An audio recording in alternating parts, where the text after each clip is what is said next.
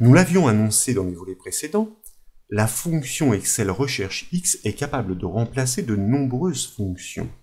Avec cette nouvelle démonstration, c'est l'imbrication des fonctions index et étive qui passe à l'as. Il est question d'extraire une information située au croisement d'une ligne et d'une colonne, toutes deux définies dynamiquement. Sur l'exemple illustré à l'écran, des ventes réalisées par des commerciaux sont archivées dans un tableau. Les commerciaux sont présentés en première colonne, tandis que les mois sont présentés en première ligne.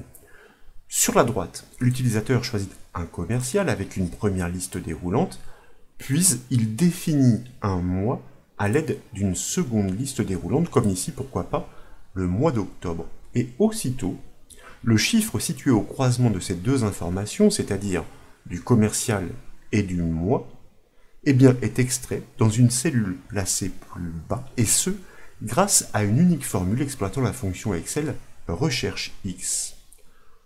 Pour la mise en place de cette nouvelle solution, nous suggérons d'appuyer l'étude sur un classeur offrant justement ce tableau des ventes. Bien sûr, ce classeur est offert au téléchargement depuis le site bombache.fr. Nous trouvons donc le tableau des ventes pour les 4 derniers mois de l'année entre les colonnes B et F. Les deux listes déroulantes pour le choix d'un commercial et le choix d'un mois sont disponibles respectivement en cellule I3 et en cellule I4. La vente réalisée à l'intersection de la ligne et de la colonne doit être extraite juste en dessous en cellule I6.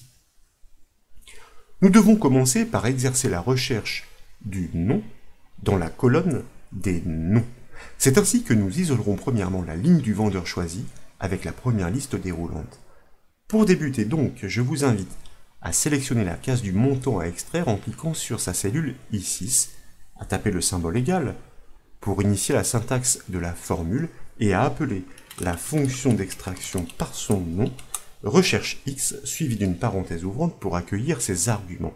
Dès lors, nous pouvons désigner le nom à trouver en cliquant directement sur sa cellule I3 pour pouvoir taper un point-virgule afin de passer dans l'argument du tableau de recherche.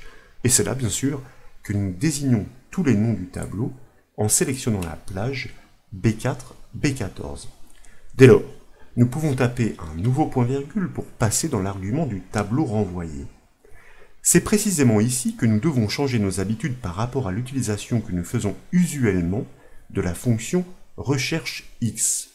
Le tableau de retour ne peut pas encore être connu puisqu'il dépend aussi du choix sur le mois.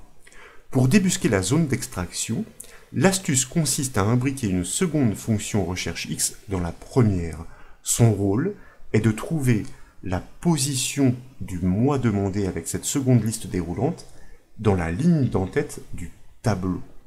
C'est ainsi que nous obtiendrons l'intersection de la ligne pour le vendeur et de la colonne pour le mois, donc la plage à utiliser pour l'extraction.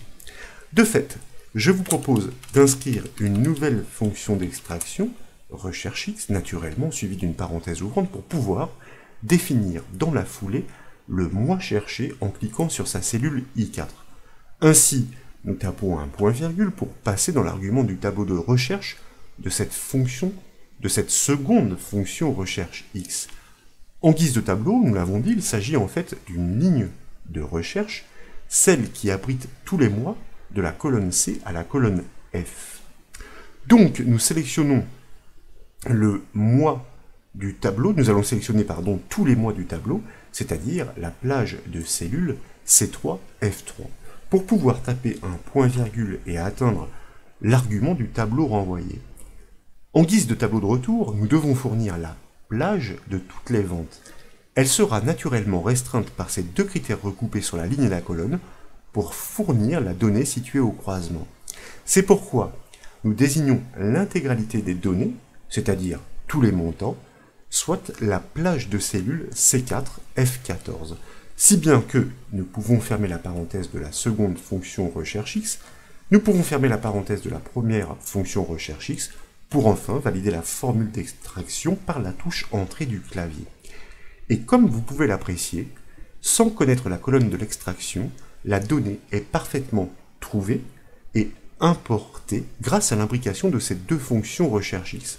Naturellement, si vous changez de vendeur, comme ici avec Juana Marie et puis de mois, pourquoi pas, avec le mois de décembre, eh bien, vous remarquez que l'extraction s'ajuste aussitôt, en parfaite cohérence.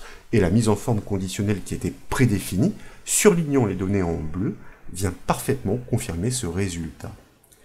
Voilà donc pour cette nouvelle démonstration sur les prouesses de la fonction recherche X, en l'occurrence permettant ici d'extraire des informations à l'intersection des lignes et des colonnes définies dynamiquement. J'espère que ce sujet vous a plu. Si c'est le cas, comme toujours, je compte sur vous pour mettre un petit j'aime à la vidéo, et comme vous le savez, vous pouvez retrouver toutes les astuces et formations sur le site bombache.fr. Je vous remercie.